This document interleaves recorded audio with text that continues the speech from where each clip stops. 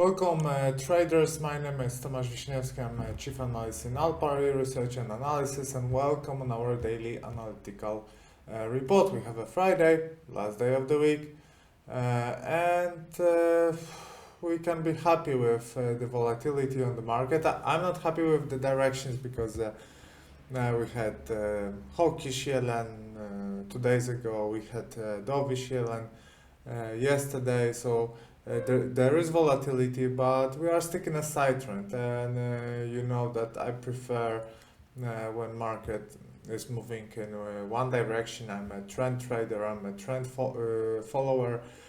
Situation that we're having now on the market is more a side trend. We are more or less on the same levels as we were on Wednesday, on Tuesday. So for indicator traders, for short-term traders who play from support to resistance, it is a great time for investing, but for trend traders, it is not.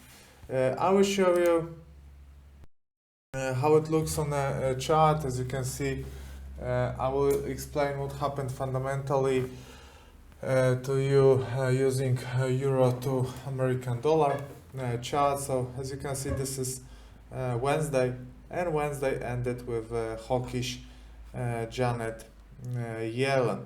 Why hawkish Janet Yellen? Well, she said that policymaking FOMC expect to rise interest rates a few times a year until it reaches 3% by the end of 2019. Right? Her speech was generally considered as hawkish.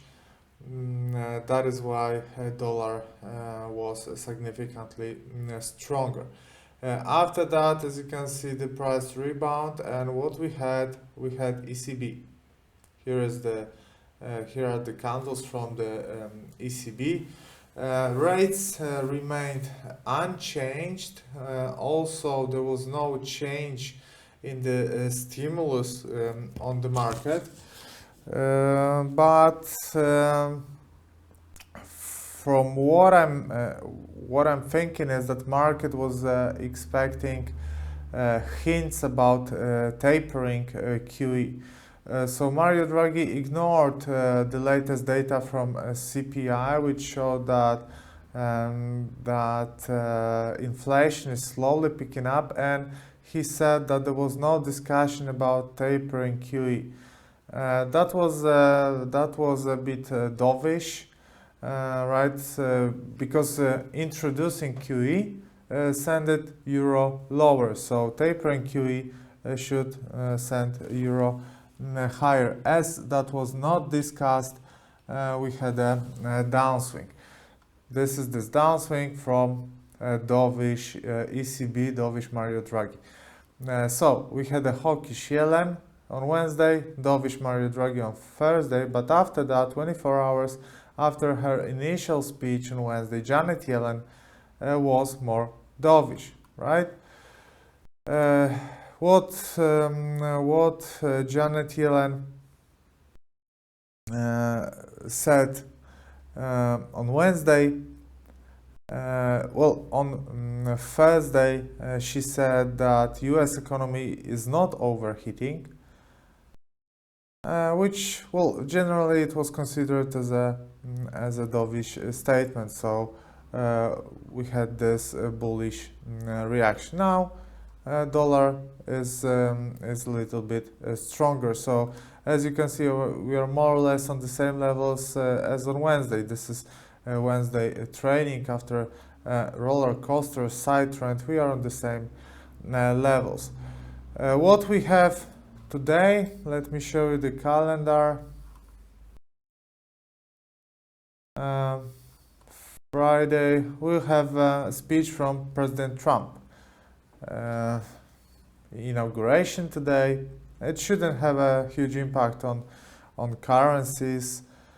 I'm not expecting a higher volatility that time. It will be definitely an important event, but not a game changer in terms of the volatility and in terms of the movements on the currency market. What we had today at night was GDP from China, which came slightly better than expected, 6.8 instead of 6.7. Retail sales also came better than expected, but industrial production came worse. Generally positive data. Definitely it didn't disappoint nobody. We had the data from Great Britain. For the last few days, weeks, Great Britain was resistance to those fears about Brexit. You know that data from Great Britain was better than expected. Most of the expectations, most of the time. But this time the data was worse, which is strongly affecting British pound right now on most of the crosses, like against American dollar and then euro. British pound is weaker, so those numbers are showing us that British economy was affected by the Brexit. Numbers so far were optimistic, but those are questionable. As it is Friday, let me show you the calendar for the next week, what we should expect in the week to come. All right, on Monday we have a speech from Mario Draghi, and apart from that, pack of data from Japan. On Tuesday, no game changers here. On Wednesday, a pack of data from Australia, CPI. Australian dollar should be affected. Also, pack of data from Germany, so euro should be affected. On Thursday, data from New Zealand, and also speech from Reserve Bank of New Zealand Governor Mr. Wheeler.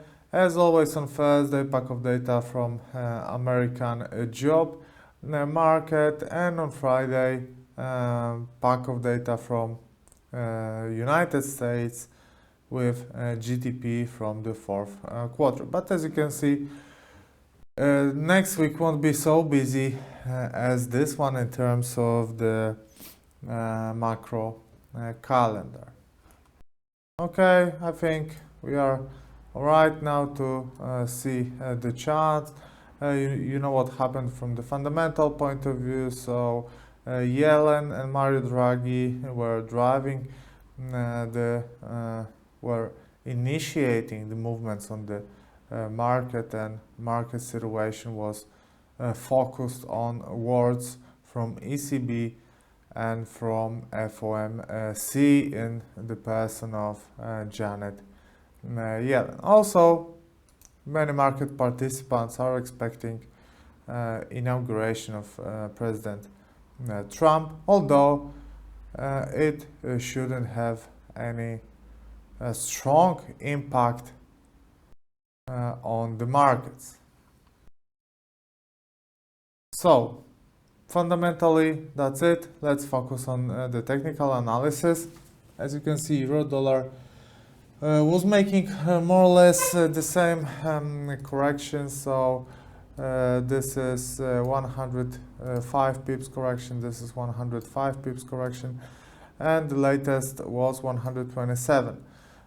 So I think that this trend correction equality pattern is no longer on the table, but the uptrend is still present on the market. We do have a price over the trend line, we do have a price over this horizontal support, as long as we stay above the sentiment is positive. But imagine price going down here, what it would create is a left shoulder, head, right shoulder, breakout of a neckline, breakout of a trend line, and this kind of movement would be very dangerous for buyers and would be a trigger to open a short position. But so far we do not expect that to happen. Those supports should hold. It looks alright, especially this kind of retracement. This is V-shaped retracement, usually very strong, and usually V-shaped retracement are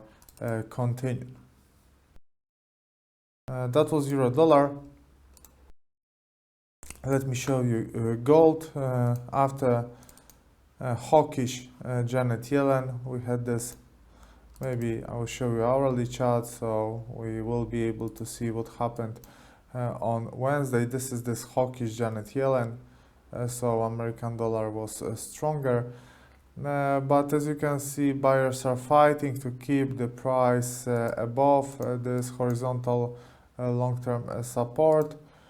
Now situation is not clear because as you can see we are fighting on this support. It's more of a side trend. Here I think we just have to wait for breakout of either local tops or local bottoms. As long as this price stays between those lines, the sentiment here is neutral. I don't think that any of the sides have an advantage here. Right? This is my view on this instrument. If you're talking on about gold, let me show you what is happening on another commodity, which is Brent oil. On Brent oil, what we have here is this head and shoulder formation. We also do have this neckline, red one. We have this trend line. I said that the movement to the in the direction of a neckline is very probable, and that's what happened on Wednesday. The price is still low, and I think that it should aim for this horizontal support and test this horizontal support. But I think we still will have a data important for oil traders. Let me show you the data for today. As you can see, Baker Hughes US oil rig count. It should influence the price of oil. It will be in 6 hours. We will find out this number, which should affect the price of the Brent oil. As long as we stay above the neckline, which is highlighted here with the red color, and above the horizontal support, which is highlighted here with the blue color, the sentiment here is positive. If we will have a bearish breakout of this horizontal support and the price will get to this checkpoint, that should initiate a short bearish sentiment, and short positions will be more welcomed by the price action traders. Let's go back to the currencies. We had gold, we had oil, so let me show you silver. Silver stopped exactly on a very important resistance created by $17.17 per ounce, and it triggered the take profit action. The price declined for almost $1, 60 cents. We are still in a short-term uptrend. We are still in a long-term downtrend, but I would say that as long as we stay below this support, below this resistance and above this short-term support, the sentiment here is neutral, the same as on gold. This is my view on the silver.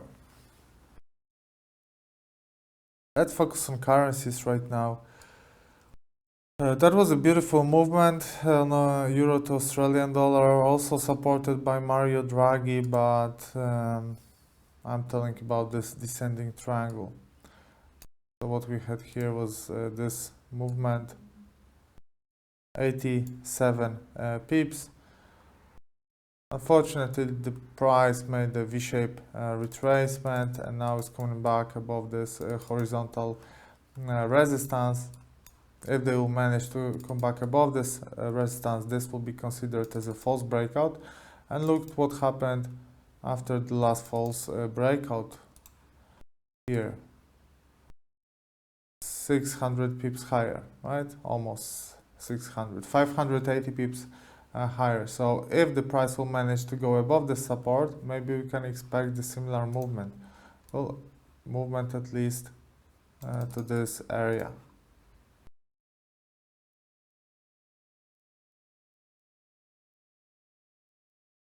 Right, somewhere here. There was a negative bearish signal, but it lasted for 90 pips, and now it looks more optimistic. It looks more like a false breakout, and price action traders love false breakouts because very often they are signals for movement in the opposite direction. Another instrument I would like to show you is Canadian dollar to Japanese yen. We are still in the side trend created below a very important horizontal resistance, and I am waiting for a breakout. If this breakout will happen, I will definitely tell you that it's happening, because it will be a good trading opportunity, good trading occasion. Why is that? Because this is a V-shaped retracement on a support, but as you can see, the price is not following that. Many people have stop loss orders.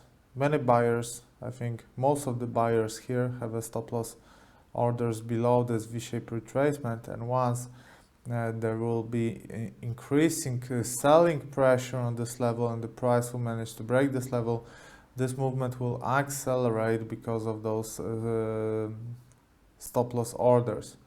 A stop loss for a long position is a short position. That is why usually when important supports or resistances are broken, the movement is stronger, the movement is heavier, right?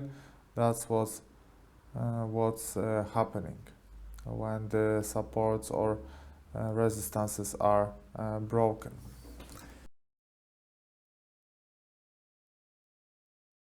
Okay, our next instrument is cable. Cable is defending 38.2 Fibonacci level, which became a support after we had the retracement from Theresa May's speech. That's also a very important event this week, which happened on Tuesday. Tuesday, upswing. Wednesday, reversal, also supported by hawkish Yellen. Thursday, bounce. And today we can see that the price aimed 38.2 Fibonacci level, but this candle is a hammer bouncing from 38.2. Fibonacci level is always should always have a warm welcome from the buyers, and this situation here looks optimistic. In the short term, it looks right for buyers. It looks like a good situation to buy. American dollar to Canadian dollar. Here we are bearish here, but the support was defended. As you can see, double bottom formation, the price went significantly higher, and now the bearish sentiment is off the table. This can be considered as a false breakout, and we should aim this resistance soon, which is also, as you probably remember, 50% retracement of this downswing. 38.2 was broken, so now everything looks alright for the movement in the opposite direction. Everything looks right for the price to test the 50% Fibonacci retracement here. American dollar to Swiss franc. Here I was waiting for a movement, for a bearish movement. Why is that? Long-term symmetric triangle, a breakout, and after this we have one top, which is left shoulder, a second top, which is a head, and the right top, which is a right shoulder. We had the breakout of the neckline, bearish movement, then retracement, test of a neckline as a closest resistance. Test was positive for sellers, and in this situation I would like to see a retracement here. That what would happen if we wouldn't have such a strange switch in tone in Janet Yellen, right? So from hawkish to dovish in 24 hours. It's not very serious what they are doing, those central banks. The communication with investors lacks professionalism, in my opinion, but well, she rules the biggest bank in the world, so probably she's more privileged to do things like that, right? It's not the first time where investors, traders are surprised with the Fed, FOMC communication with the traders, with the market, but it's a market. We know those market conditions. We just have to get used to that because it just happens, right? So technically, I would like to see a downswing here on this American dollar to Swiss franc. Euro to Norwegian krone, we are very close to the breakout. Breakout of the lower line of this pennant, but actually a symmetric triangle because it's a long-term formation. It lasts few months, 3-4 months. So it's a symmetric triangle. A breakout of the lower line of this formation would be more welcome because it would be more technical. Why is that? Because we are under long-term resistance, we are under influence of the head and shoulder formation, so the downswing, the odds for the downswing are slightly higher. Another instrument is Euro to Canadian dollar. Here we are bearish, maybe from the same reason why on Euro to Norwegian krone. As you can see, the correlation between those two instruments is very high, but not recently. Recently Norwegian krone is stronger, but Canadian dollar is weaker. We also had a Bank of Canada this week, and as you can see, Canadian dollar was influenced by Bank of Canada, but we are still after 3 important resistances, right? First one is a blue area created by the support from 18th of October, from the end of June and end of April. The second one is created by the support from September, from October, and from resistances from end of November and the beginning of end of the year, end of December, and also a neckline, right? So as you can see here, we do have a combination of 3 important resistances. So as long as the price stays below those resistances, the sentiment here is still negative, even despite the recent upswing. American dollar to Australian dollar to American dollar here. We may be experiencing a very interesting price action. You know that I'm showing correction equality movements very often. So let's see what's happening here. We do have a bearish correction at the end of the year, at the beginning of the year, right? And this correction is 80 pips. Another one is here, and this correction is 72 pips. Another one, 72 pips. Another one, 73 pips. And this one is 70 pips. Fifth, the same correction in a row. Well, this might be deeper, right? But we can see a first initial reaction. Also, fifth, the same correction in a row, but the place where it happens is not a coincidence. As you can see, this is a support labeled with green color, support from the middle of October, support from the middle of November. After the breakout, it was resistance in the middle of December. It was a resistance at the beginning of, in the middle of January, then it was defended here. So it's a strong level. all traders see that, and we can see initial reaction on this level, right? So it looks optimistic, it looks good for buyers on Australian dollar to American dollar. New Zealand dollar to American dollar, look at that. Impulse, 370 pips. 370 pips. This one as well. Then after the trend change, those were downswings. After the trend change, we have upswings, also 350, 370. So very similar movements.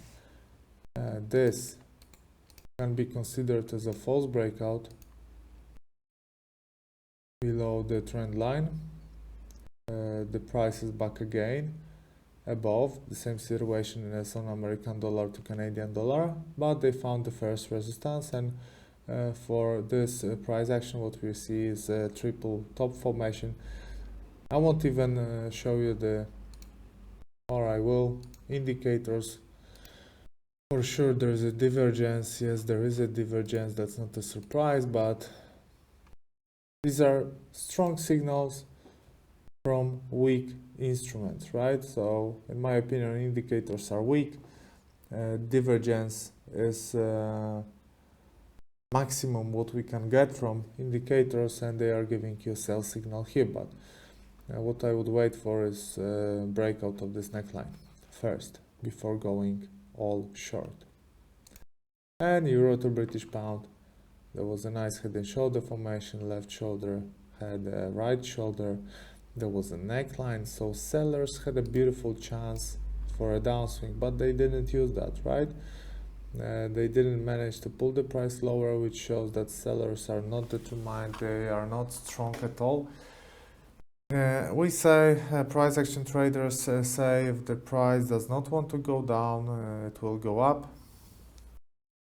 So they had a chance for a breakout of a neckline, they didn't use this chance, and now the price is advancing higher. If we will be able to beat the highs created by the right shoulder, that will open a good opportunity for an upswing. As you can see, local